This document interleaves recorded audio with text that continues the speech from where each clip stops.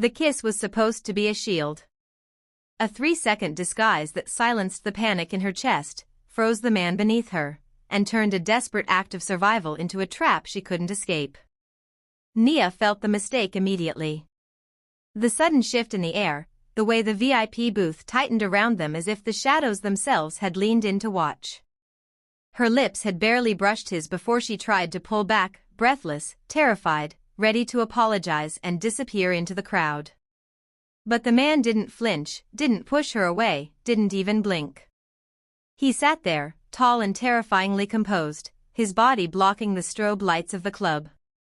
His shoulders were broad beneath a tailored black suit, his jawline sharp enough to cut glass, and on the side of his neck, a dark tattoo curled against pale skin, a warning written in ink. It was the kind of stillness that didn't come from shock, it came from absolute power. Nia's heart hammered against her ribs. For a heartbeat, she wondered if she had run from a wolf straight into the jaws of a dragon. "I'm sorry," she whispered, her voice trembling. His eyes finally lowered to her face. Dark, almond-shaped, and dangerously focused. They didn't roam. They didn't soften. They locked onto her tear-filled eyes like she was a riddle he intended to solve before destroying. "You are running from someone," he said. It wasn't a question. It was an accusation. Nia swallowed, suddenly aware of how his hand had moved to her waist. She nodded, unable to speak. "Yes. Just let me go." The club around them kept moving. Bass thumped against the floorboards. Purple and red neon lights blurred in the background. Someone cheered over a bottle of champagne. He placed one large hand firmly on the small of her back, not hurting her, but pressing her into him close enough that she felt trapped by his heat alone.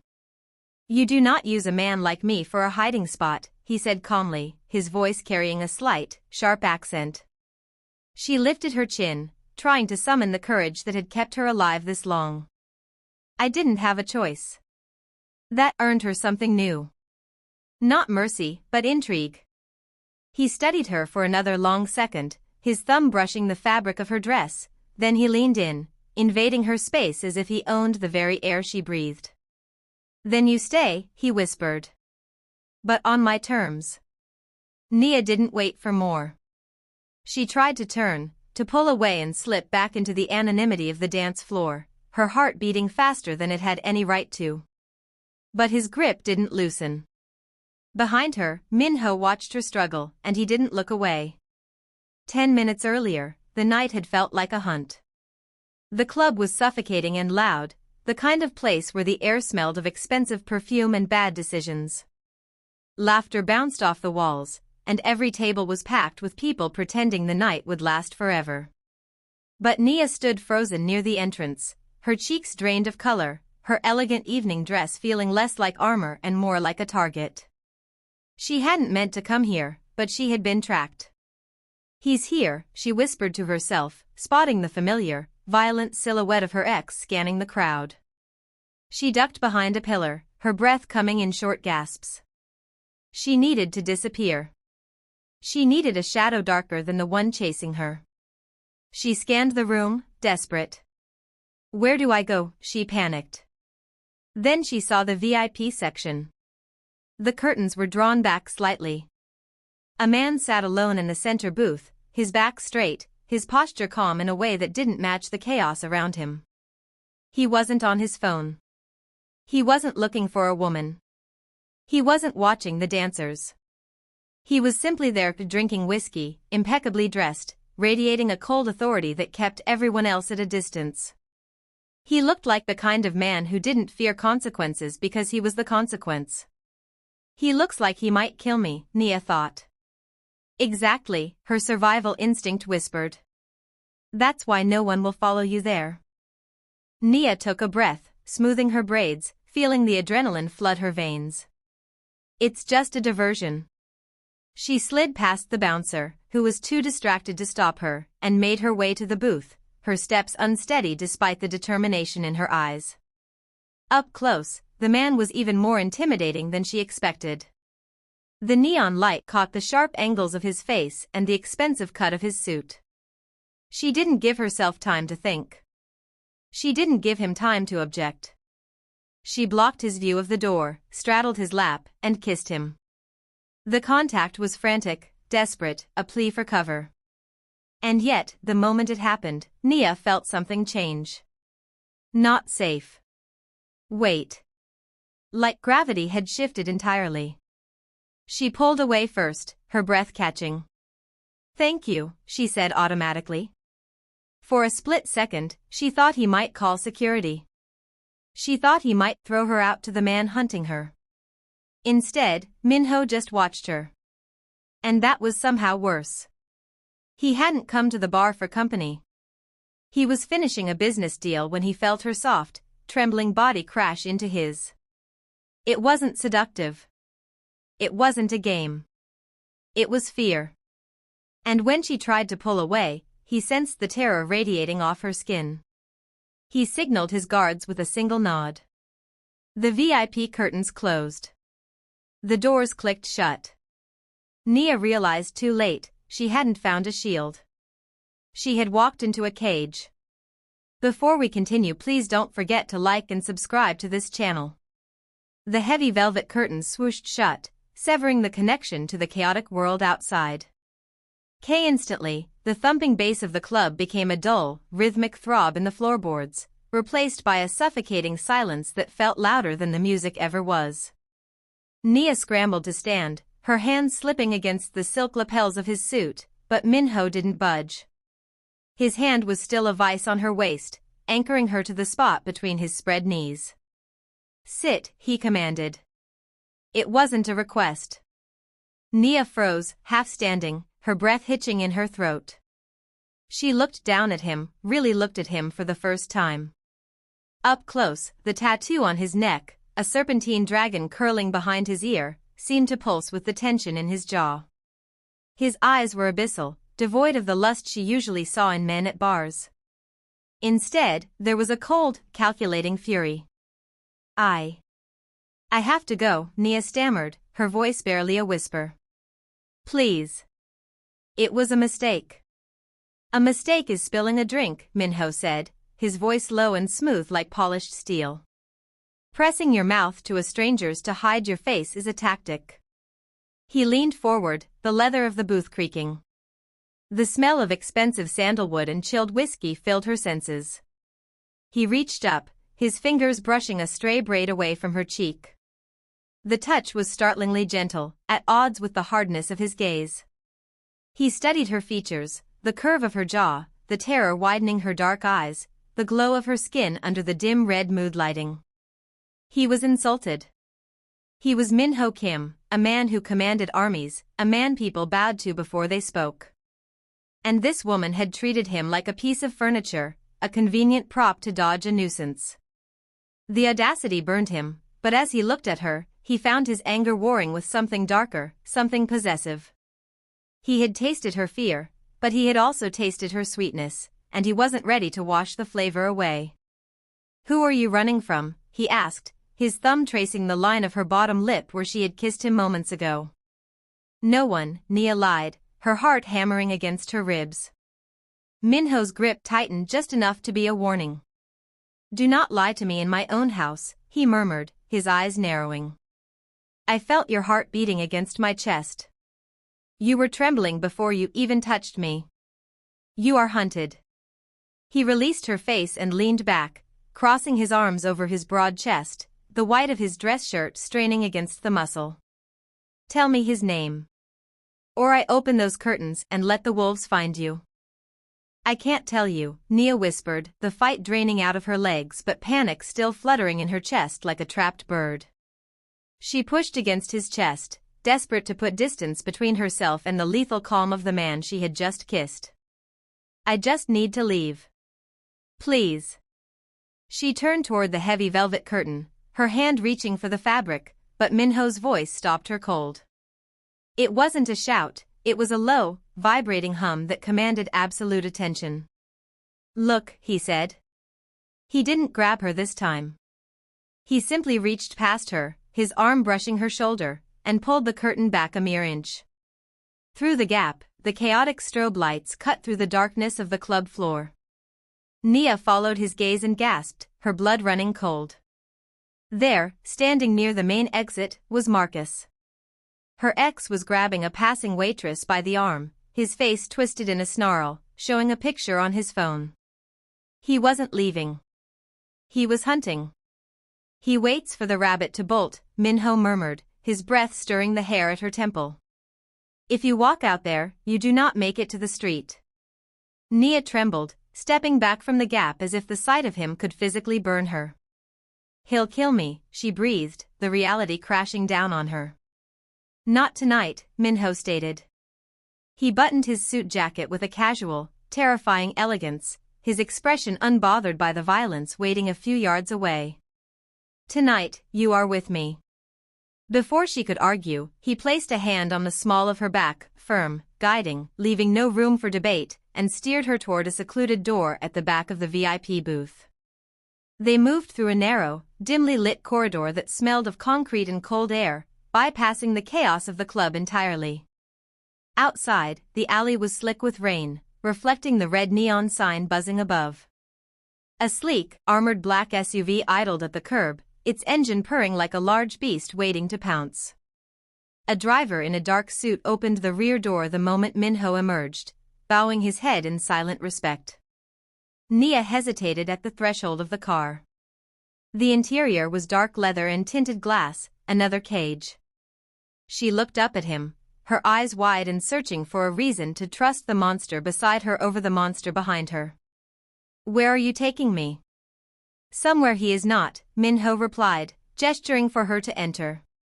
She climbed in, the heavy door thudding shut behind her, sealing out the noise of the city. Minho slid in beside her, filling the space with his imposing presence. As the lock engaged with a decisive click, Nia flinched, pressing herself against the door. I can't go with you, she whispered, her voice shaking. I don't know you. This is kidnapping. Minho turned to her, his profile sharp against the passing streetlights. He rested his arm on the seat behind her, not touching her, but encompassing her in his orbit. You are not a prisoner, Nia, he said, using her name for the first time, though she hadn't given it to him. His dark eyes caught hers, holding them captive. You are a guest. There is a difference.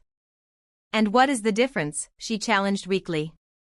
Minho's mouth quivered with the ghost of a smile, dangerous and knowing. A prisoner wants to leave.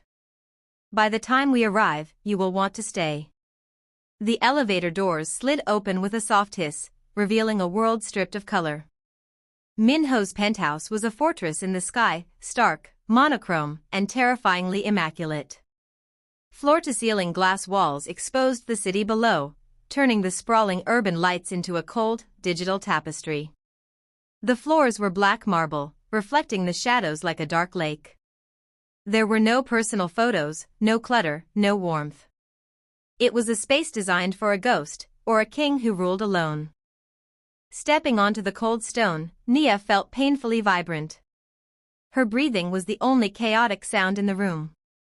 She hugged her bare arms, the adrenaline of the escape fading into a bone-deep exhaustion that left her shivering. Against the sharp lines of steel and leather, she felt like a spill of ink on a pristine page, messy, organic, and out of place. Minho walked to the center of the room, shedding the tension of the streets as he moved.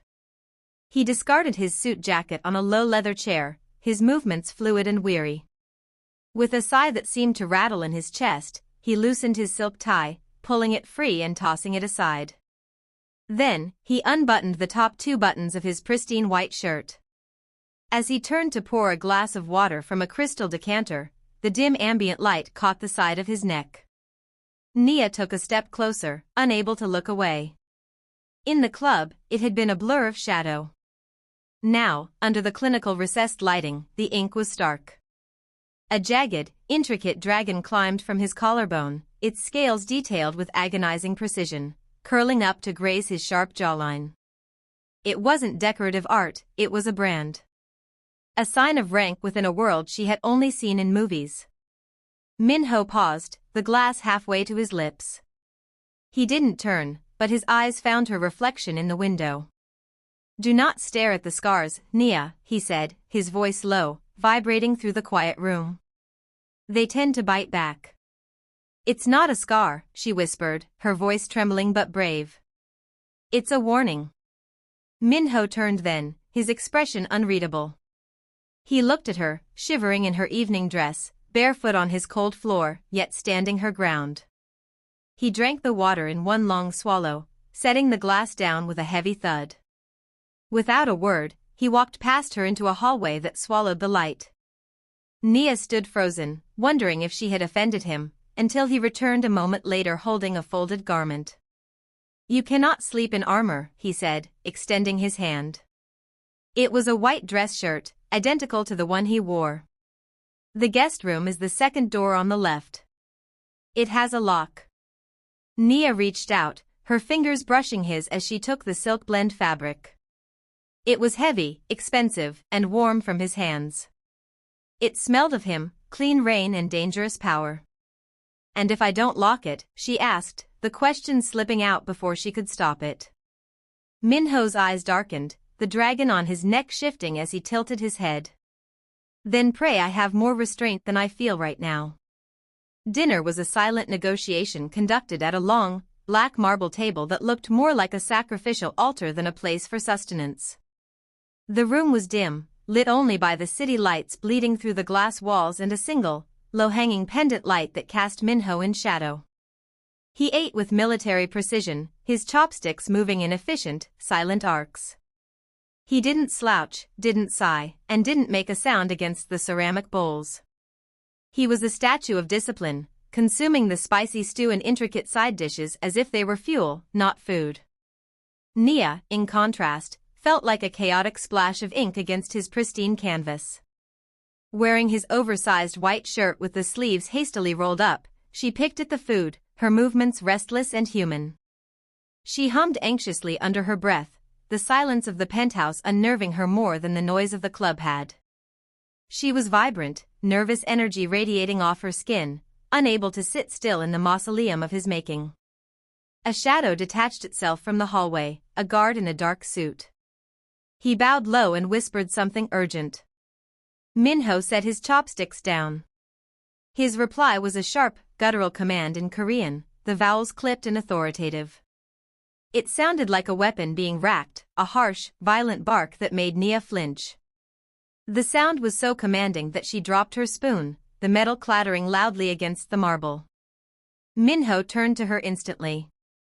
The mask of the warlord vanished, replaced by something unsettlingly attentive.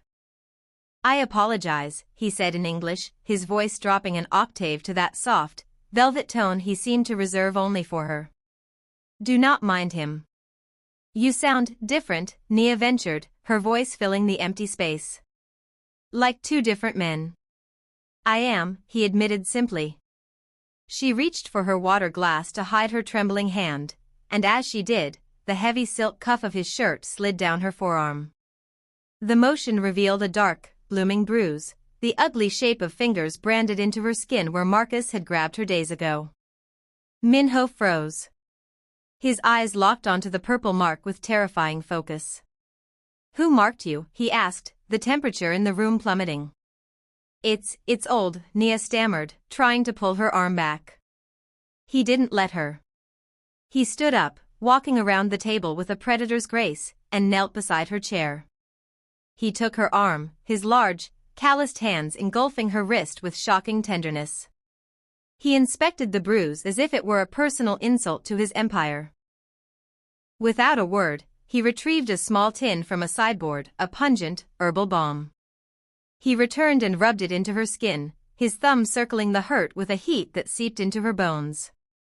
"In my world," he murmured, refusing to look at her face, focused entirely on erasing the pain, "we do not touch what does not belong to us.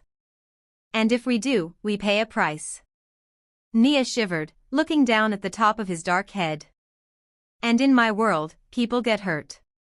Minho looked up then, his eyes fierce and promising violence to anyone who had laid a hand on her. "Not anymore." 3 days of silence in the glass fortress had turned Nia's anxiety into a physical ache. The rain lashed against the floor-to-ceiling windows, blurring the city lights into streaks of neon gray, mirroring the cage of her own making. Minho was gone, swallowed by the city and his business, leaving her alone with the hum of the refrigerator and the terrifying quiet. She needed to hear a voice that didn't sound like a command. She needed to know she still existed outside of this penthouse. Her eyes landed on a sleek tablet left on the kitchen island. Minho had forbidden outside contact, his warnings about digital trails sounding paranoid at the time. But surely, one message couldn't hurt. Just to Maya. Just to say I'm alive. Nia's fingers trembled as she woke the screen. She didn't log in, she used a guest browser, typing the message quickly. Safe. Don't worry. We'll explain soon. Sent. Relief washed over her, brief and intoxicating. But it lasted exactly 10 seconds. The tablet didn't just confirm the message sent, a location pin flashed on the map, syncing with a cloud account she hadn't realized was active on the recipient's end. A red dot pulsed in Brooklyn Heights. Before she could scrub the history, the air in the room shifted. The temperature seemed to drop, the shadows lengthening across the marble floor. You think a screen is a wall, a voice said from the doorway. But it is a window. Nia spun around, gasping. Minho stood there, still wearing his damp trench coat, looking like a phantom summoned by her mistake.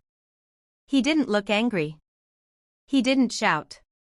He looked tired, his shoulders slumped slightly under the weight of an invisible burden, and his eyes held a profound, crushing disappointment. He walked over to her, his footsteps silent on the stone, and gently took the tablet from her frozen hands. He glanced at the screen, then at the notification that had just popped up, a red receipt, followed by a sudden, aggressive ping of a reply from a number she knew too well. Found you. Minho tapped the screen once, darkening it, effectively severing the connection. I just wanted to tell Maya I was safe, Nia whispered, tears stinging her eyes as the reality of what she'd done sank in. I didn't think he would be watching her phone. A hunter watches the herd to find the stray, Minho said softly. He tossed the tablet onto the sofa, dismissing the technology as if it were a broken toy. He stepped closer, crowding her space, forcing her to look up at him. There was no violence in him, only a terrifying certainty. I secured the doors. I bribed the police. I erased the footage, he listed, his voice devoid of accusation but heavy with consequence.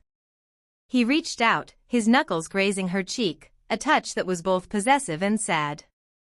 But I cannot protect you, Nia, if you open the gates from the inside. The silence of the penthouse was usually heavy, weighted by Minho's imposing presence, but tonight it felt brittle, ready to shatter at the slightest touch. Minho had left before dawn, his absence leaving the expansive glass walls feeling less like a fortress and more like a display case. He had left her with guards at the door and a promise to return, but promises felt thin against the dread curling in Nia's stomach. She paced the living room, hugging her arms, flinching every time the wind battered the glass.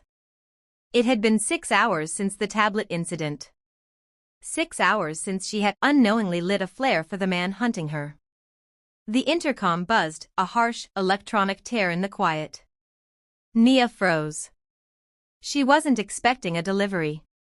She wasn't expecting anyone. Trembling, she walked to the wall-mounted screen near the entryway. Her hand hovered over the button, her breath hitching as the video feed flickered to life.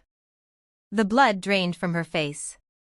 Standing in the lobby, 30 floors below, was Marcus. He looked disheveled, manic, his eyes scanning the camera lens as if he could see her cowering behind it. He was arguing with the concierge, his gestures violent and jerky. I know she's here, his voice crackled through the speaker, distorted but terrifyingly familiar. Nia. Come down, or I'm coming up. Nia stumbled back, covering her mouth to stifle a sob. He had found the building.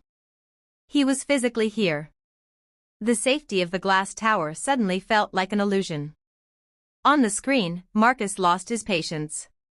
He shoved the concierge, lunging toward the elevators.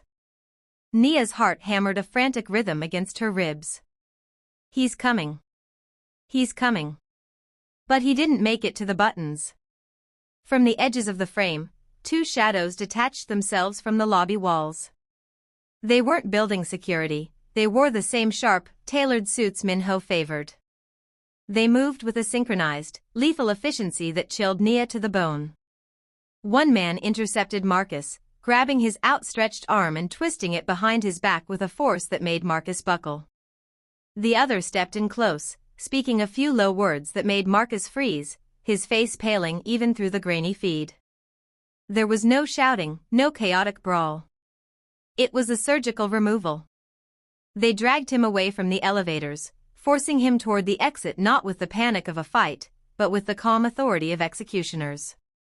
Nia slid down the wall, her knees giving way, until she hit the cold marble floor. She watched the empty lobby on the screen, the silence returning to the penthouse, suffocating and absolute. Minho's walls had held. His men had done their job. But as she curled into a ball, shaking uncontrollably, she realized the terrifying truth: the monster outside had only been stopped by the monsters within. And she was locked in with them. The warehouse smelled of rust and damp concrete, a stark contrast to the sterile perfection of the penthouse. But for Minho, this was a familiar office.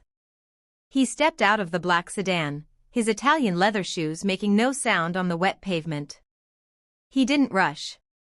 Rage, true rage, was not a fire that burned quickly, it was a glacier that crushed everything in its path. Inside, under the harsh hum of a single halogen bulb, Marcus was zip-tied to a steel chair. He was shouting, his voice echoing off the corrugated metal walls, demanding answers, demanding rights he had forfeited the moment he stepped foot in Minho's lobby. When Minho entered, the shouting stopped. The air in the room seemed to vanish, sucked into the vortex of Minho's terrifying stillness. He didn't look at his men.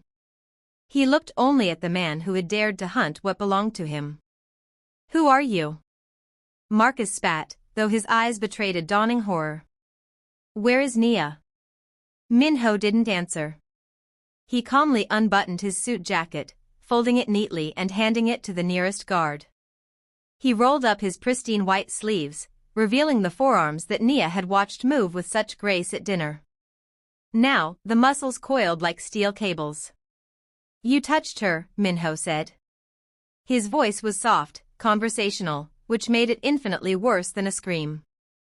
"You bruised her arm. You chased her through my city.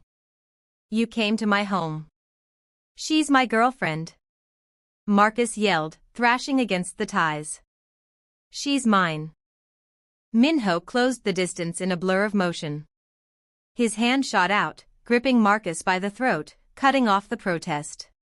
He squeezed, watching the color drain from Marcus's face, watching the arrogance turn to primal fear. "She was never yours," Minho whispered, leaning in close so Marcus could see the dragon ink curling up his neck, the monster coming to life. "She was simply surviving you." He released the throat only to deliver a blow that cracked through the silence like a gunshot. Marcus's head snapped back, blood spraying across the concrete floor. Minho didn't stop. He didn't relish the violence, he executed it. It was brutal, efficient, and devoid of mercy. He broke the hand that had grabbed Nia. He silenced the mouth that had screamed her name. When Marcus hung limp in the chair, broken and barely breathing, Minho stepped back. He checked his cuffs. A single drop of blood marred the white silk. He frowned, annoyed by the imperfection. He signaled to his head of security. "He never walks again. He never speaks her name again. Dispose of the trash." Minho turned and walked out into the rain, leaving the ruin behind him. The threat was gone.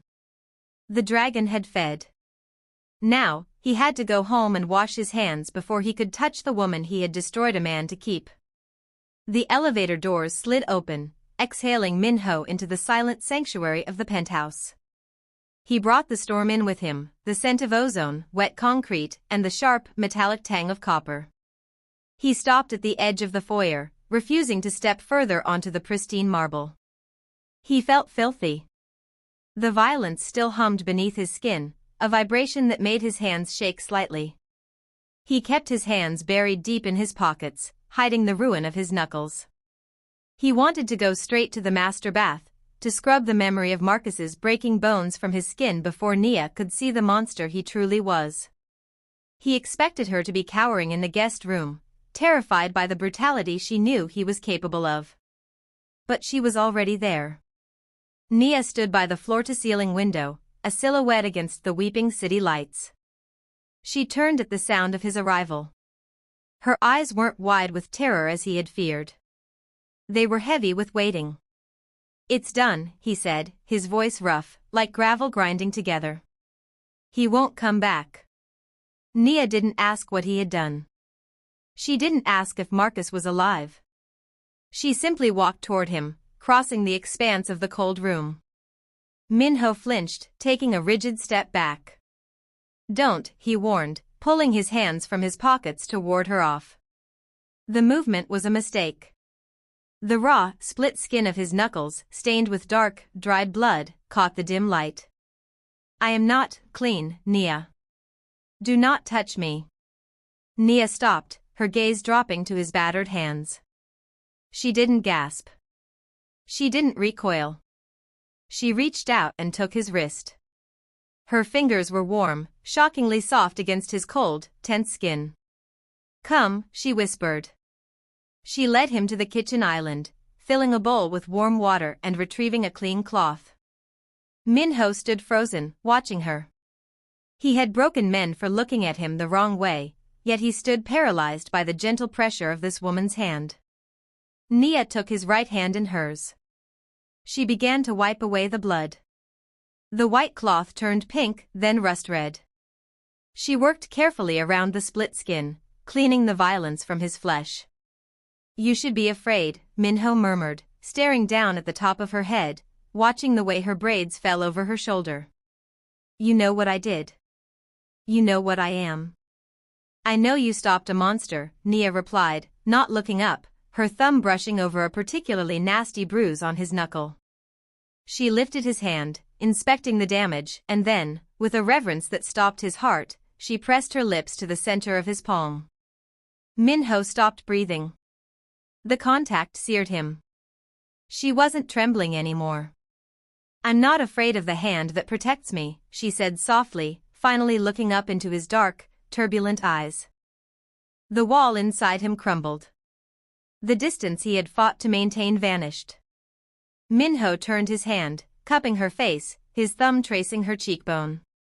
He leaned down, his forehead resting against hers, surrendering to the terrifying realization that he was no longer just her captor. He was hers. The grand ballroom of the plaza was a sea of diamonds and polite treachery, a place where business deals were sealed with champagne rather than blood. But the hum of conversation severed instantly the moment Minho stepped through the archway. He wore a tuxedo that fit him like a second skin, midnight blue and sharp as a blade. But for the first time in his life, the eyes of the city's elite weren't fixed on him or the dragon tattoo visible above his collar. They were fixed on the woman on his arm. Nia walked beside him, head held high. She wore a gown of liquid silver that poured over her curves, catching the light with every step. Her braids were piled high, crowning her in elegance that matched his lethal grace. She wasn't hiding in the shadows of a VIP booth anymore. She wasn't trembling in an oversized shirt. She was stepping into the light, and Minho was the one holding the torch. He didn't walk ahead of her. He didn't shield her. He walked with her, his hand resting possessively on the small of her back, the exact same spot he had gripped that first night in the club. But the pressure was different now. It wasn't a cage, it was an anchor. "They're staring," Nia whispered, keeping her smile fixed as a sea of cameras flashed, blinding and chaotic. "Let them stare," Minho murmured, leaning close so his breath brushed her ear. "Let them see what belongs to me. Let them see the only thing in this room that matters." He guided her through the crowd, parting the sea of socialites and rivals like a shark moving through water. Men who had once plotted against him nodded in deference, their eyes darting nervously to the woman who clearly held the dragon's leash. Nia felt the shift in the air. The fear that had lived in her chest for months, the constant looking over her shoulder for a ghost from her past, finally evaporated. Marcus was gone. The threats were silenced. And the man beside her, the monster she had feared, was looking at her with a reverence that terrified the room. They stopped on the balcony overlooking the city, the cold night air a welcome relief from the stifling heat of the gala. Minho turned her to face him, blocking out the world with his broad shoulders. He reached up, his thumb grazing her lower lip, his dark eyes softening in a way the world would never see. "Do you remember the night you stole my breath?" he asked softly. Nia laughed, a free, genuine sound. "I remember thinking you were going to kill me." Minho's expression turned serious, the intensity of the penthouse returning. "I saw a woman running for her life," he said, his hand sliding up to cradle her neck, over the pulse that beat steady and strong. "I refused to let you go then, Nia. And I will never let you go now." Nia looked at him, at the scars, the ink, the power, and realized she didn't want to run anymore. She smiled, finally safe in the arms of the most dangerous man in the city. "Then don't," she whispered, leaning into his touch. "I'm exactly where I'm supposed to be." "What about you? If you were in Nia's shoes, would you have stayed in the penthouse, or would you have run from the dragon? Let us know in the comments below. If you enjoyed this dark romance story, please hit that like button, it really helps the channel. And don't forget to subscribe and turn on notifications so you never miss a new story. Thanks for watching, and we'll see you in the next chapter.